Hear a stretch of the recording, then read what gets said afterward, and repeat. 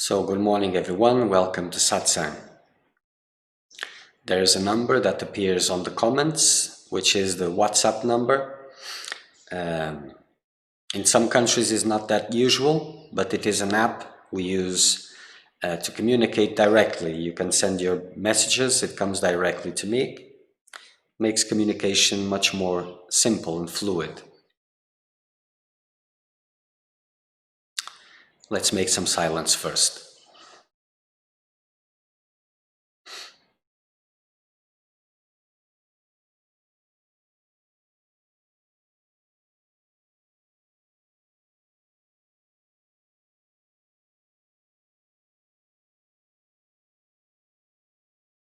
Calm, steady mind,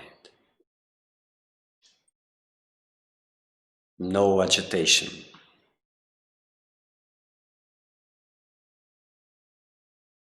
Like an unmovable mountain.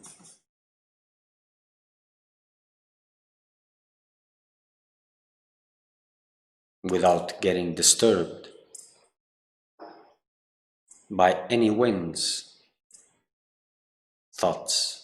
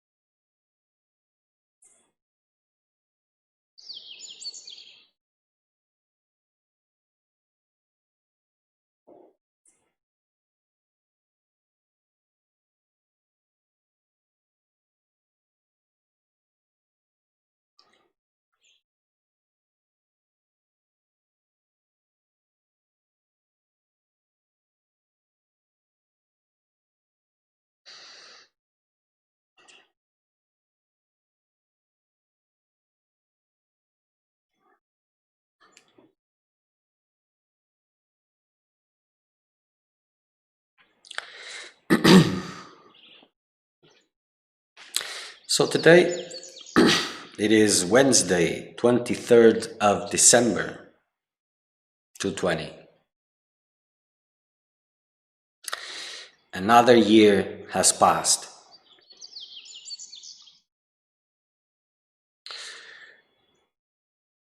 In the language of these days, the spiritual languages, it has become very popular to use cliches like there's no time, doesn't exist. It's true, but not for the majority, of course. No matter how intensely you wanted to make it true.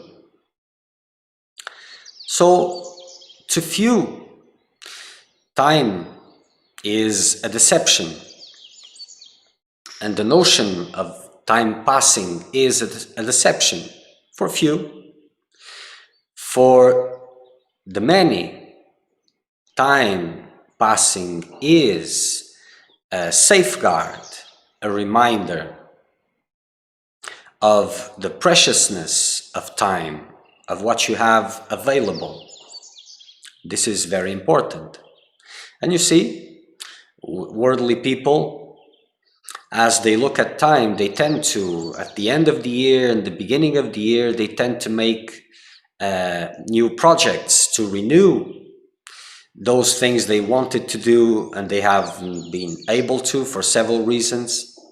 Because time passes and it tends to slip through your fingers very quickly, and this velocity has increased and is passing very fast. It's not an impression, it is passing very fast.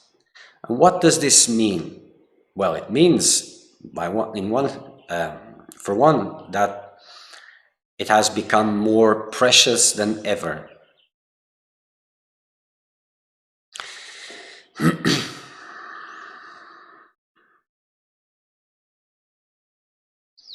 So these moments, these apparent endings and beginnings of new years, of new cycles, they give you an opportunity to get out from the slumber that you get into, from the automatics, and reevaluate, reassess what you have been doing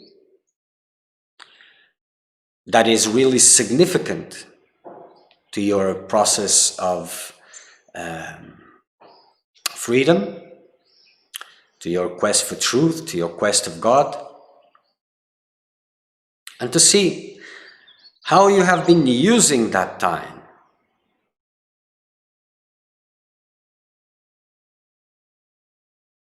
So these cycles, these apparent cycles, these celebrations, these moments, these restarts, they are very important, because if they were 10-year cycles, for example, if only at each 10 years, in the period of 10 years, people would celebrate the change, well, you would be in that slumber for 10 years until you would recheck again.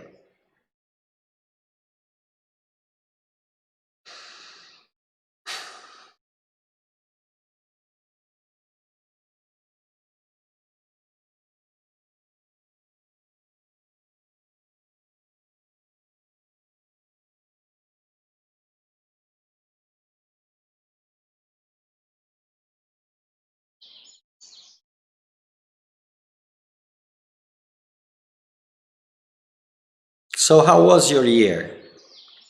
How have you been using your time? Have you used your time to be completely dedicated, 100% to your quest for truth?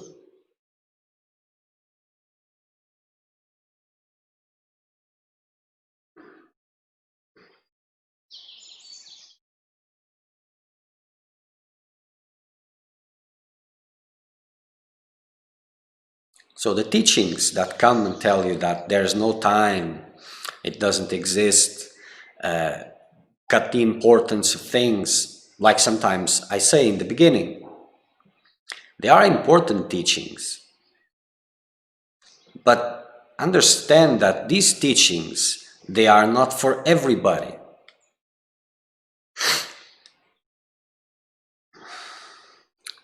You see, in the beginning, a seeker of truth is very thirsty, intensely thirsty.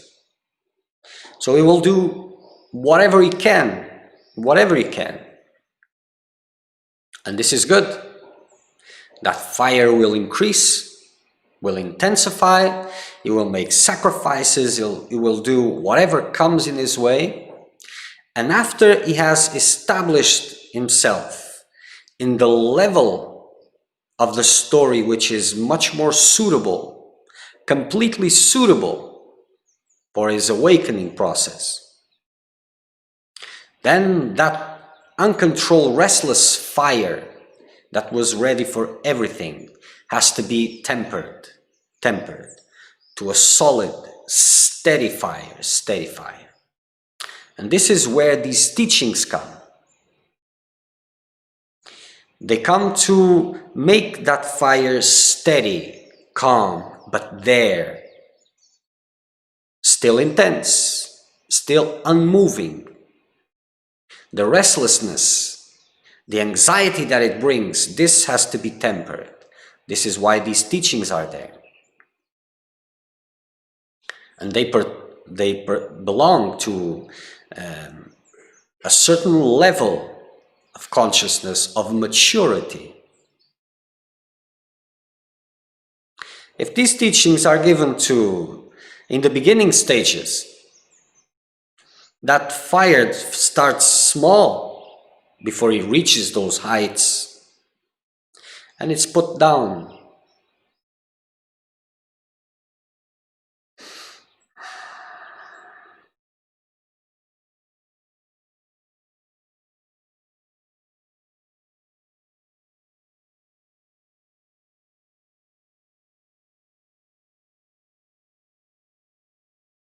There's nothing to do. Another one. Yes, for the one who has put everything in its place and has reached that level where the fire is not put down anymore, there's no turning back. This makes perfectly sense. But for the other one that is in its beginning stages, that is making his fire, this will put his fire down. Spiritually speaking, of course, because in mundane terms, life continues, goes on, and a lot is done. But who is doing? All the questions that put the fires down.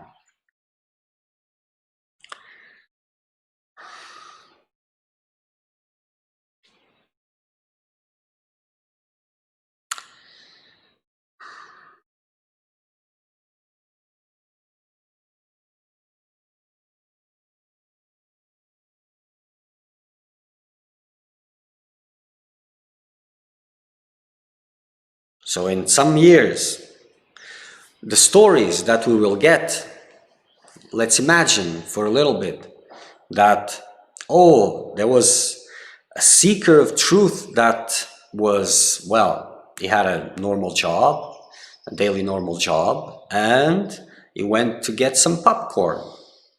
So he got some popcorn ready to eat. While he was taking very slowly that popcorn to his mouth, he got enlightened. And then someone reads this, and, wow, let me get some popcorn, because it's very inspiring, this story.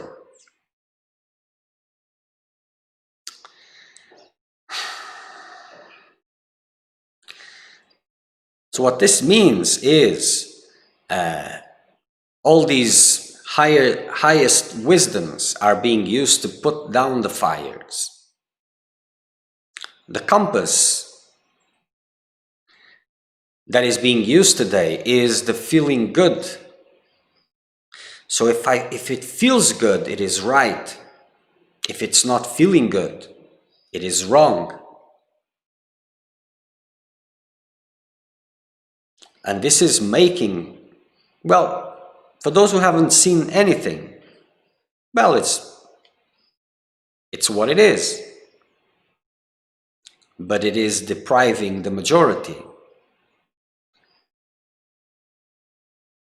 of the purpose of their own lives.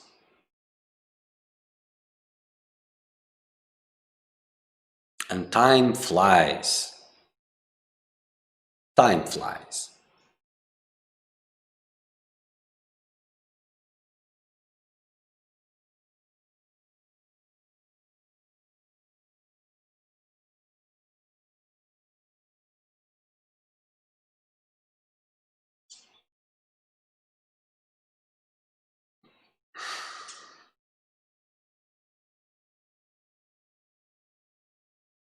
So in these ending cycles, in a way, your consciousness comes to make a check, to see what you have been doing, how you have been using your time. And if this comes with despair,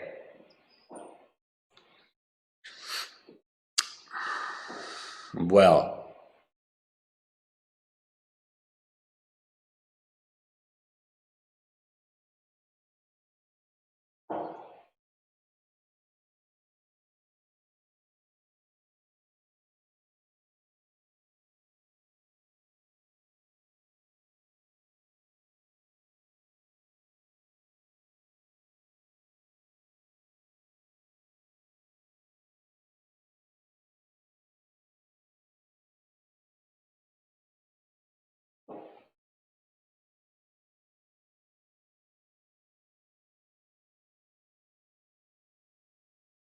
so here we are. Another cycle is ending, another one is beginning. For those who don't procrastinate, well, it is more or less a straight line.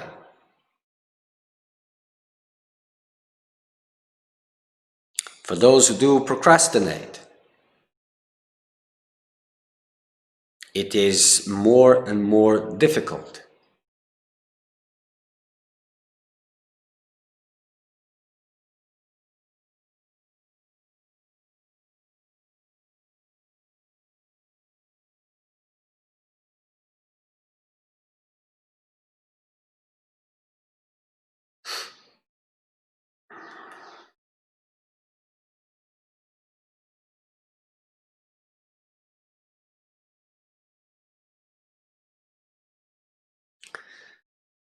So time is going very fast. The perception of time, of course, it's perception. But that's what is concrete for you.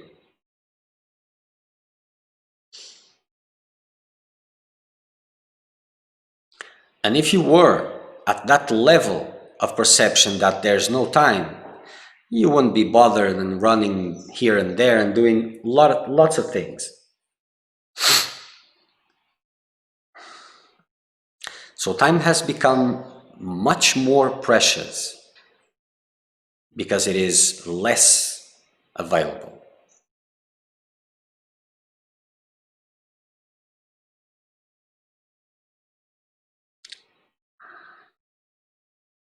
So in this period, this consciousness, the voice of consciousness, is much more present. It tends to be. People tend to reflect more.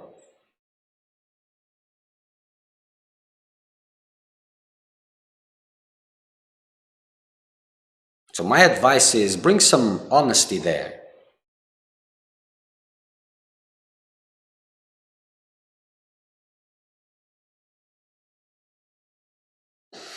Reassess and start using your time better.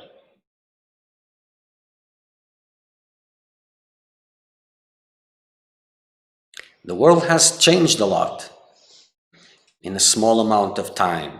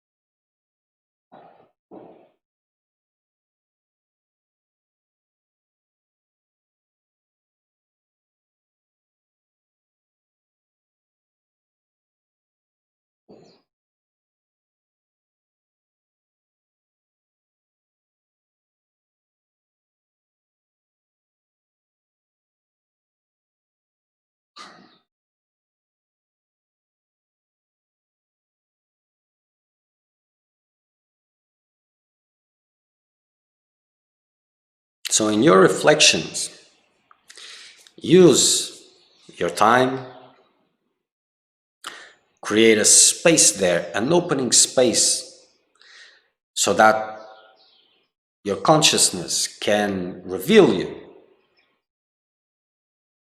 Don't try to justify it mentally. Keep your mind open for the words of your consciousness to give you a feedback of the use you have made with your time.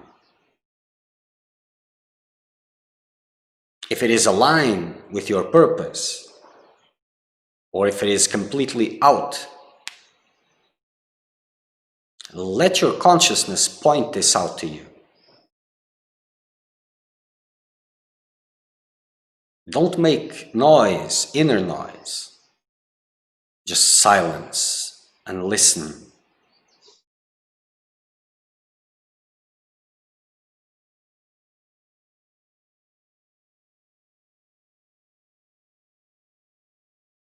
In the quest for truth, people, like always, they tend to make plans, elaborate strategies, and all of these things.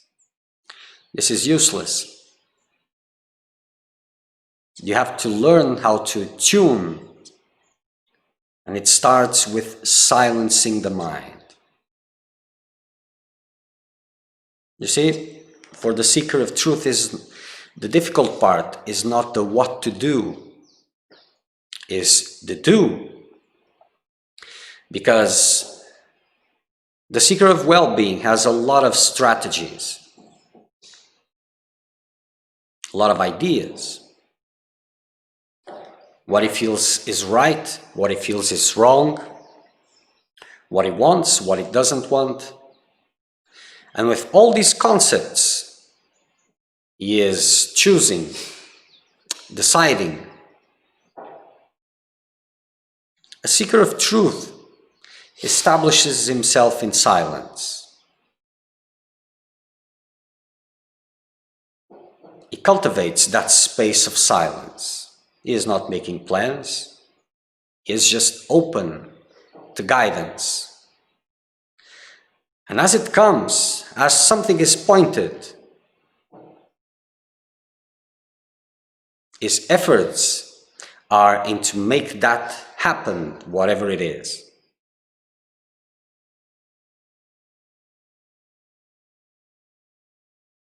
It is different. It is a different mindset.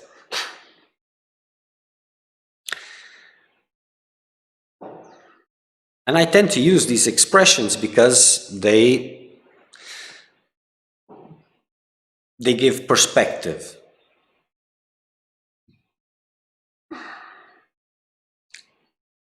So for those who live in a way that they are comparing themselves constantly, they tend to have difficulties with these expressions, like they are being put inside of a box or something. But for those who are seekers of truth, or in potential, these expressions are very useful because everybody is a seeker of truth and a seeker of well-being.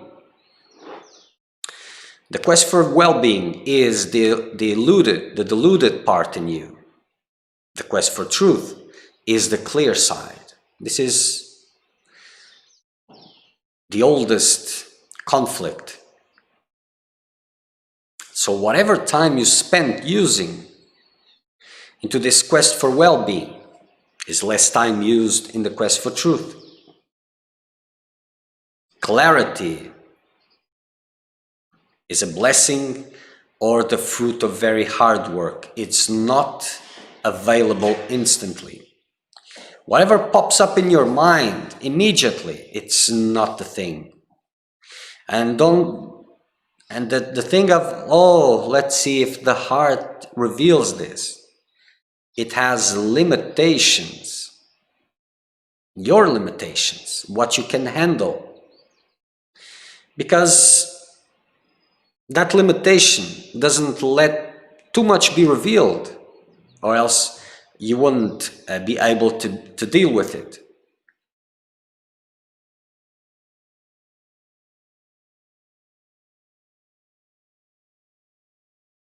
So clarity is the fruit of hard work, reflection, silence, a lot of silence, a lot of observation. Because you have your beliefs, you say, no, but I'm doing this because of this. It's clear cut. But it isn't. By far, it isn't. And with a lot of time and observation, without taking sides, without wanting to see things the way I want to believe them, in a way that they are aligned with what I'm saying,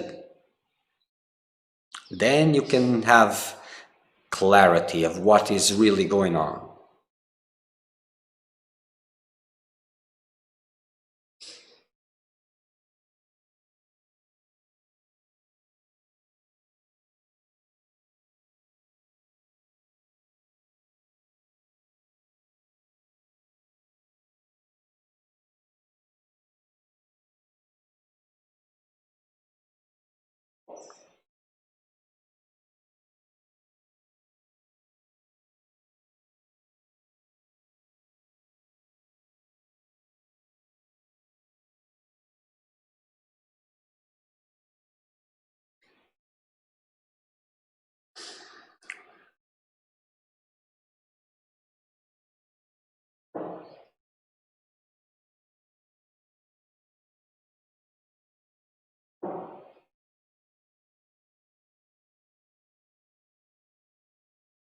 So as the conditions are there, helping in that direction,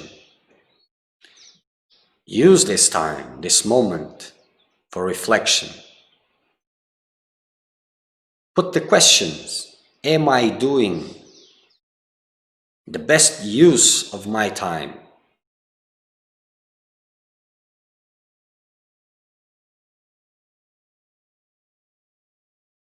Am I following the guidance that has come to me?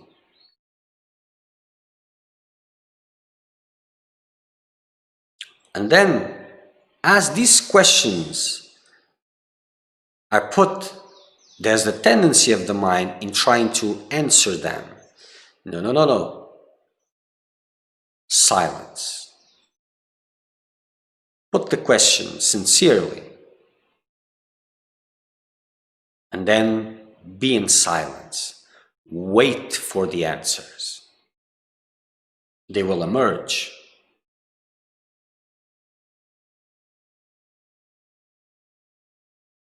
In a way that you can perceive them, and in a way that you can trust them, and in a way that you can distrust them at the same time. Because even here, at this level, choice is still there.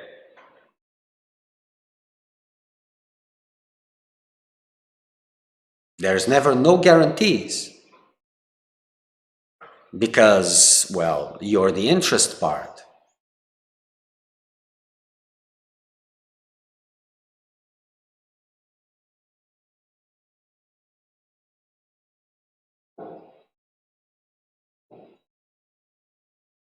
So this is for those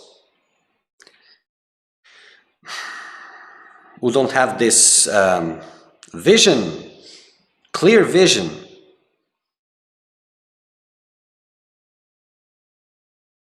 that they are wasting their time. Because time is being wasted by everybody, even by those who are completely focused, surrendered to this quest for truth. And these moments of deeper and deeper reflection gives them the opportunity of cutting those small parts that are still wasting time.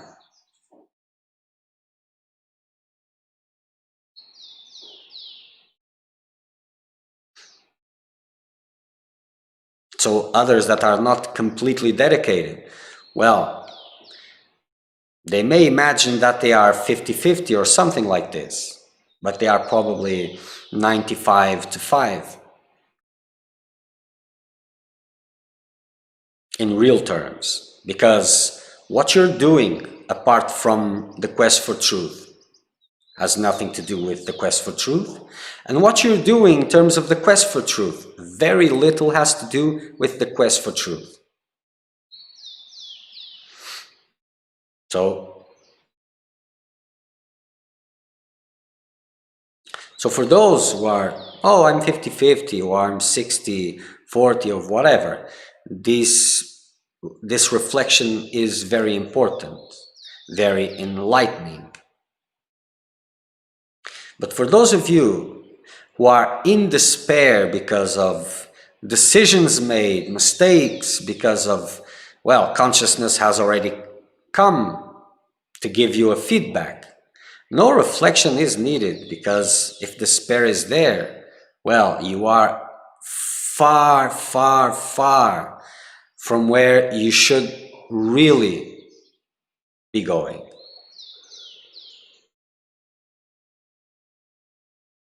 And sometimes when you're in this situation, you tend to bring that wisdom, that higher wisdom, to pacify yourself.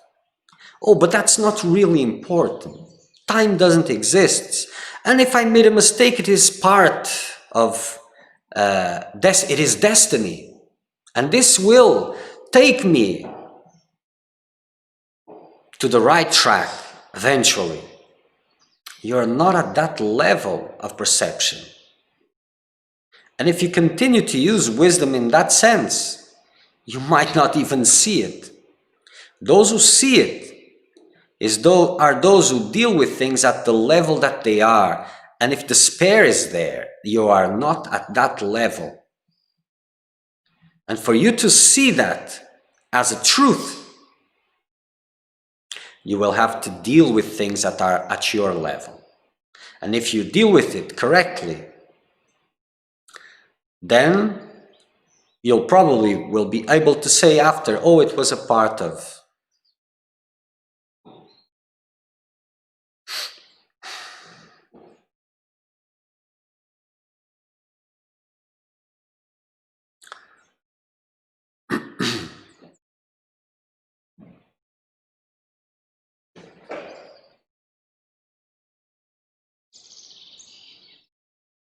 So if despair is there, use it.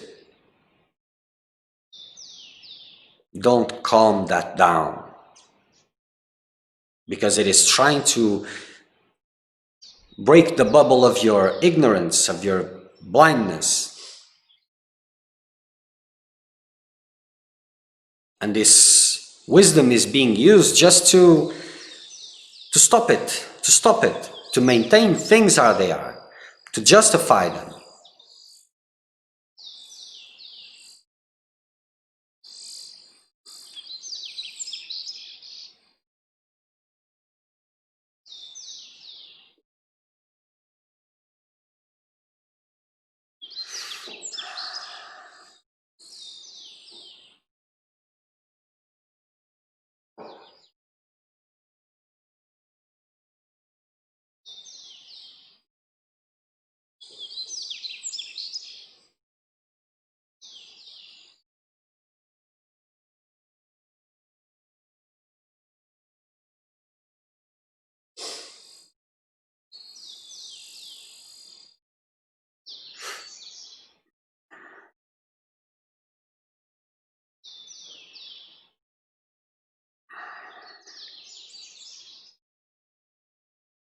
So a cycle ends, apparently, and apparently another one begins.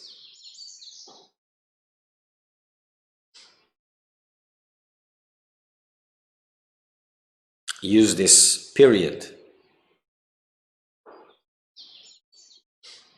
Abstract from everything else. Let your consciousness point the way. Ask the right questions and wait for the answers.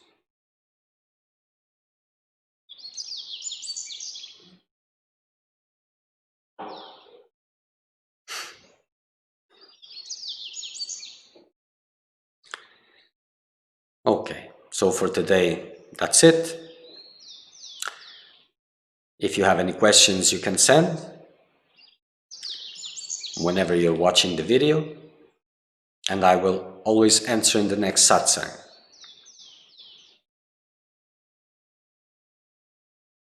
So next satsang will be, let's make it Saturday, because Wednesday it won't be possible. Saturday, 9 o'clock in the morning, Brazilian time, UTC -3. Make these reflections, who knows, maybe you have some questions about it.